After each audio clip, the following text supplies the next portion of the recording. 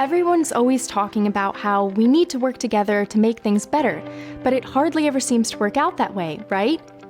I want to tell you a story about a time when it really did happen, 50 years ago, when the world looked a lot different than it does today.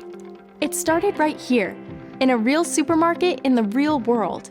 The stakes may not have seemed very high, but everybody agreed that this little price sticker wasn't going to cut it anymore. So they imagined something better. On March 31st, 1971, this group of leaders met up in New York City, and they agreed on 3 things. First, they agreed to collaborate on a way to tell this can of soup apart from this other can of soup.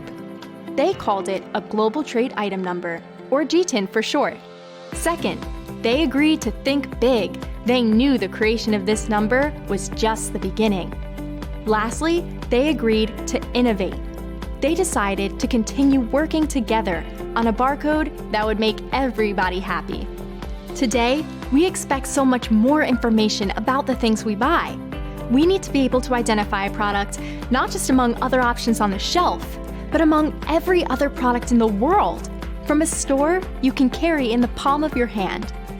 We need to know if a product, like this can of soup, is authentic, whether it's been recalled or expired, and where the ingredients came from. And that brings the story full circle. The time has come to once again collaborate, think big, and innovate. Meeting the challenges of tomorrow requires a new set of leaders who will embrace opportunities to make the world a better place in big and little ways. The GTIN will last another 50 years, but leaders have a chance to innovate and improve on it by embracing a more powerful version of the humble little barcode. One that will help a stressed out dad confirm that a candy bar doesn't contain peanuts. One that will help a customs officer working the night shift confirm that your product isn't counterfeit. One that will help people like me connect to your product in more meaningful ways than ever before.